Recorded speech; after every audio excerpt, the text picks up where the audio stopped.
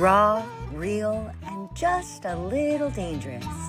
This is Feral. I said in the last session that hosting an event like this really makes you realize what words you overuse, because I've been saying everything is life-changing and incomparable. But a lot of the life-changing and incomparable things I've been talking about so far have been like one-time major fucking aha moments. And one of my favorite things about this process that you're about to experience is that this is something that I willingly, joyfully, gratefully seek out and do over and over and over. So this is a ritual for me. This is a practice for me. And in non-woo-woo terms, this is repeatable IP. So yesterday, Jennie was here to talk to us about what the heck is repeatable IP? Why is repeatable and reinvestable so damn irresistible? How is it a legacy builder? How can you do more with it by working less? All that good stuff. Make sure you go listen to that replay. But I really wanted to hold this space today for Jennie to show off in real time a very real piece of her own repeatable IP, but also to share this really fundamentally important practice, ritual, whatever you want to call it, with all of you, because it has recalibrated my self-perception. And I think it can do, I've seen it do the same in small groups and one-on-one with like a bajillion people. Ryan and I use it in our home with permission. And yeah, I want you to experience it. So I'm going to stop overselling it. In moments of doubt or confusion, this is what I do. And so because it's feral and we're all feeling some kind of way. All right. So first of all, I'm Jennie Mustafa-Julock. I'm one half of Jennie and Meredyth, my wife and business partner. And we are all about helping people create their own pieces of repeatable IP. The reason that we have claimed the expertise in that is because we do that in our own business. So we help experienced, established entrepreneurs who have what we call impatient ambition, people who have done some really great things and they would like to do a few more as soon as humanly possible. It's just not happening fast enough. Might be you. We help them get further faster. And we do that without hustling and all the normal kind of BS. So we have built a lot of different programs that are all about repeatable experiences. And kind of the core of the repeatable experience of several of our repeatable experiences is a piece of repeatable IP itself. So this is kind of a fun little meta moment where I want to like bring you through what we call the proof exercise.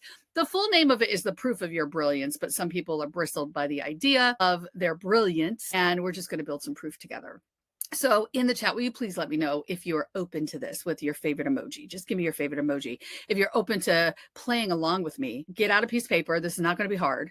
And let me give you, like, while you're doing that, let me give you a little bit of the background of how this came to be. So I started my business as a coach, and there was a moment. I feel like this moment may have passed, but I also have stopped paying attention to what most coaches are doing out there. But there was a moment, by moment, I mean like a decade, where everybody and their mother said that the solution to all of your problems is a gratitude journal. And there's nothing wrong with a gratitude journal. I'm not hating on the gratitude journal. I just don't believe it's the solution to everything. You know, like I don't think that it's this complete thing. And honestly, it feels incomplete to me. If you're practicing gratitude, then with the exception typically of your own health, everything you're grateful for is external to you. The people, the sun, the moon, the stars, your fabulous RV. I see people asking about the RV. Yes, we live in an Airstream. That's what you're seeing, not a background. Like, everybody's grateful for things that are external too. And if you do this enough, like eventually you're just grateful that your oatmeal was warm this morning, and it gets kind of whatever. And it just feels incomplete because it's not really about, you. And so we felt like there was something missing there. And I was actually noticing that my clients who were gratitude journaling, not because I told them to, but because, Oprah did, and they were doing this pretty consistently, were starting to have like negative diminishing returns eventually because they weren't actually seeing them. And so the proof came out of my frustration, as anything does, right? Well, and Nancy's pointing out the gratitude came with the law of attraction. Nancy knows me. I am not a fan of the law of attraction. So, and if you are, that's fine. Most of my clients are, but No. Anyway, the proof came out of my frustration with how incomplete a gratitude journal was. And I really recognized that we needed something else. We needed some way to collect proof, to collect evidence of how far we've already come. So before we're about to do something, it feels big and scary, right? It feels like you're about to cross an ocean. And yet when you actually do it and you make it across that ocean that was filled with unknowns and super duper scary, we all have this tendency to kind of trivialize that ocean crossing and call it like we jumped over a puddle. I call that whole thing puddle jumping. And I wanted to fix puddle jumping once and for all. And the way to do that is to build a practice of collecting proof. So the proof is a 4-step process that I'm going to walk you through right now. And this will give you a taste of a piece of our repeatable IP. Because the first time you do this, it's like, wow, that was really cool. Hopefully. I don't know why I said hopefully. I know it is. But the second, third, umpteenth time, like Annie was just talking about, when it becomes part of a practice, you are consistently noticing all of the oceans that you've crossed and no longer puddle jumping and trivializing those experiences. So if you're game, let's get to work. Shall we do this? All right. So there's 4 steps to the proof. I'm going to walk you through them, explain them. Just listen. You don't have to do anything yet. I'm going to give you an example that I have permission to share from a client named Monique. And then we're going to walk through it together and do the exercise together. Okay. So it's 4 steps. And in every piece of repeatable IP that we teach, we are trying to develop something that is deceptively simple yet profound. And hopefully that'll be your experience with this. So the first step is pretty basic, but hard for some people, is I want you to give yourself some credit. I would like you to think about this last week or so and say, here's something I want to give myself credit for. Maybe you're going to give yourself credit for showing up to Farrell or speaking at Farrell. Maybe you want to give yourself credit for making a decision or holding a boundary or going for that walk or, I don't know, doing the laundry, whatever it is. Give yourself some credit for whatever the thing is that you did, that you tried, that you decided, etc. So step 1, you're going to give yourself credit. Step 2, kind of baked into the process. And it's not going to mean anything to you, but step 2 is called Hilda Says So What? Let me explain. My first book I wrote was called Hilda, and Hilda is the name I give to the inner critic. Okay. So your inner critic, as soon as you give yourself a piece of credit, is going to swoop in and say something nasty. She's going to say some version of so what, big whoop. Who do you think you are? What do you want a cookie? I can't believe you just wrote that down. Now, some of you, if you don't hear from Hilda, cool, totally fine. Oh, thank you. Look at this. I have like a Vanna White at the disposal right there. Fun fact, Annie is the model for Hilda. But that's a whole nother story. Anyway, so Hilda is going to come up and say something negative. And we don't want to ignore our inner critic completely. And we also don't want to give her a lot of airtime. So all we want to do is just jot down whatever she said. Jen is saying this is so my jam, imposter syndrome, right? Imposter syndrome might come up. Second guessing might come up. Perfectionism might come up. Procrastination might come up. Or like, oh, you did the thing, but it took you 3 weeks. Like she's going to find a way to try to trivialize, to puddle jump the piece of credit you just gave yourself. So step 2 is to simply write down what your Hilda had to say, if anything came up, okay? Now, step 3 is you're going to say, this puts Hilda in her place. You're going to say, step 3 is, why does step 1 matter to you? It might not matter or even register to another human on the face of the planet. Right? It could be one of these situations where nobody else even noticed that you did that thing because why would they? But it matters to you. So why is it significant to you? And I don't mean like, why did it change your life that you did whatever you wrote in number 1? It means, why is it worthy of 5 minutes of reflection? Why is it worthy of your time to think, you know, that actually matters. It's evidence of something. This is something I've been wanting to do. I want to make faster decisions. And look, I just made a faster decision. Or I want to speak on more stages and I just spoke at Farrell. Or I want to show up for myself more and I actually implemented that thing. Like whatever it is, like this is why that matters to me. Right. And I think it's important because, again, I don't know about you. A lot of Facebook groups have these things where they're like, tell us your Friday wins. And you put your Friday win there. If step 2, Hilda comes and shits all over it and you don't do step 3, nothing happens. Right. Now, to make this like whole thing come together, we go to step 4, which is to bottom line it. And to bottom line it, what we're doing is we're taking all of that information and creating what I call a proof statement. And this is a statement of proof. This is actually true because you did it, you experienced it. And the way to make this proof statement is you have 2 options. You can either start the statement with, I am now the kind of person who, and fill in the blank, or I am no longer the kind of person who, and fill in the blank. Okay. I am now the kind of person who, or I'm no longer the kind of person who. Now, before we walk through this together, I just want you to kind of see it in action, if you will. So you can see that you can get to a pretty profound bottom line statement with something pretty simple. So Monique's example, again, I have permission to share this. Monique and I are having a coaching conversation years ago now. And I say to her, okay, you know what? You're beating yourself up. Let's do the proof exercise. Give yourself a piece of credit. And she said, I sold 3 of a thing. Doesn't matter what the thing is, right? I sold 3. Like, woohoo, party, celebration, whatever. And Hilda says, so what? Step 2. I wanted to sell 10. Everybody feel that like instantly? It's like, okay, but I sold 3 and I want to sell 10. Like I would have failed that class. Like that's horrible. And like all the Hilda, you don't even have to say anything more. You feel that in your gut. I said, okay, but before we let Hilda take off, Hilda says, but you wanted to sell 10. And we write that down. Why does it matter to you? Step 3. Why does it matter to you, Monique, that you sold 3? She sat with that for a moment. She's like, well, honestly, because in the past, when I sold 3 of something or 1 of something or less than my goal that I had stated for myself arbitrarily, I would have quietly refunded their money, tucked my tail between my legs, and never tried to sell it again. I would have been embarrassed. I would have called myself a failure. I would have. Y'all can follow that. But this time was different. This time I said, I sold 3, and damn it, these 3 people are going to get the greatest experience ever. It's going to be a paid beta, and I am going to figure out how to sell it next time. Whoa.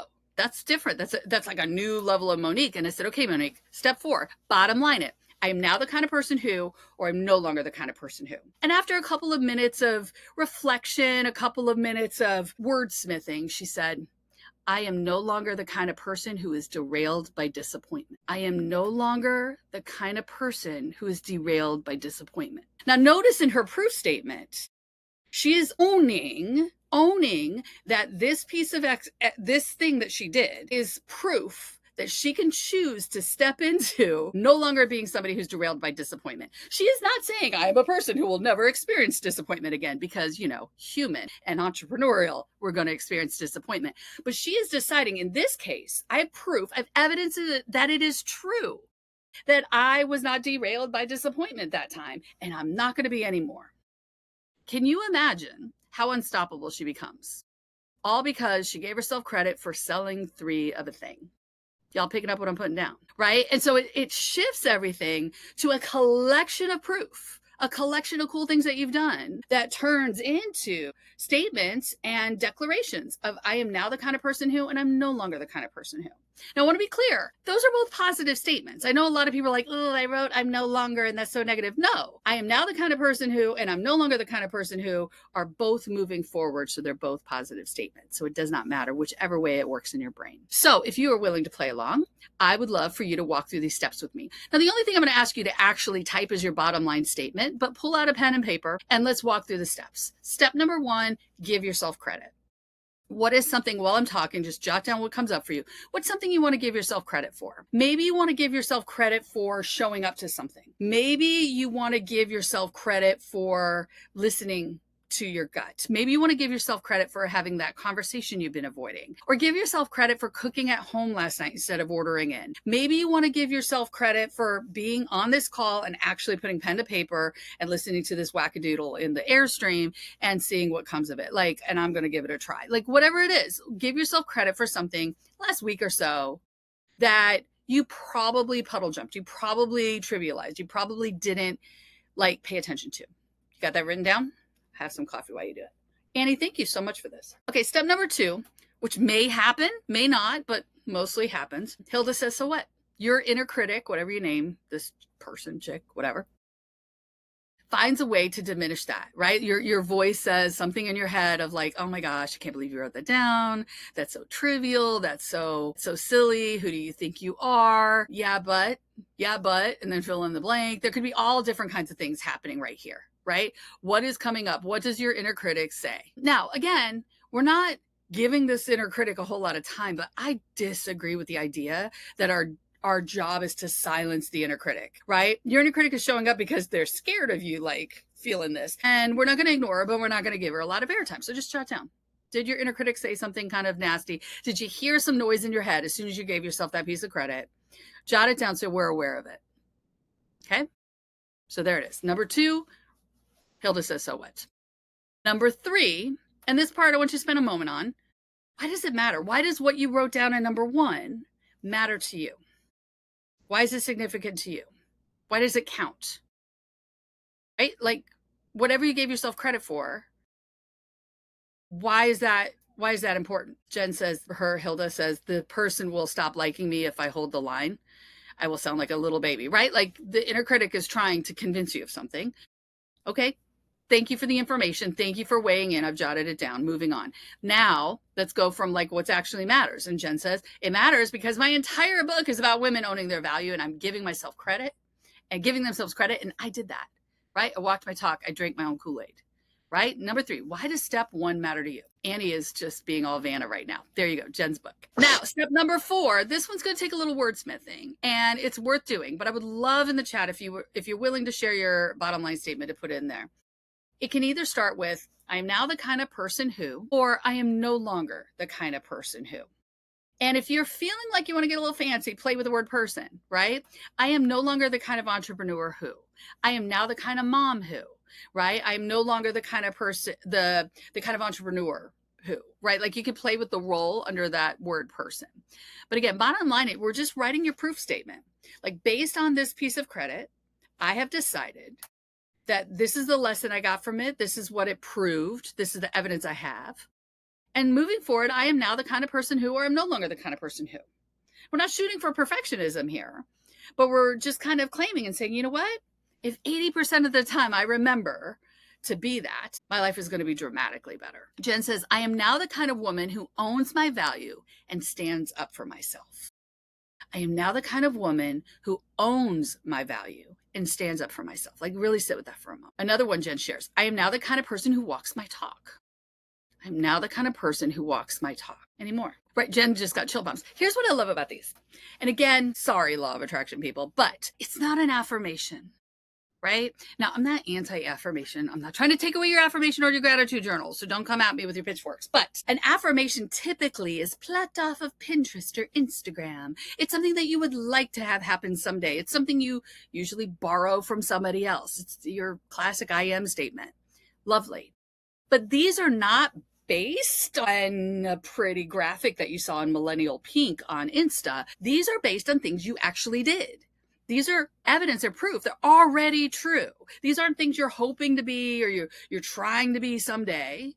These are pieces of proof. They're pieces of evidence of where you already are. And so you can continue to collect affirmations of who you would like to be. Or you could build a practice of actually noticing what you're actually doing, what you're actually accomplishing, what you're actually surviving and putting up with and tolerating and making happen in the world. And recognize not only are you doing those things, but you're not puddle jumping them. You're owning them and you're codifying them into confidence you've already earned.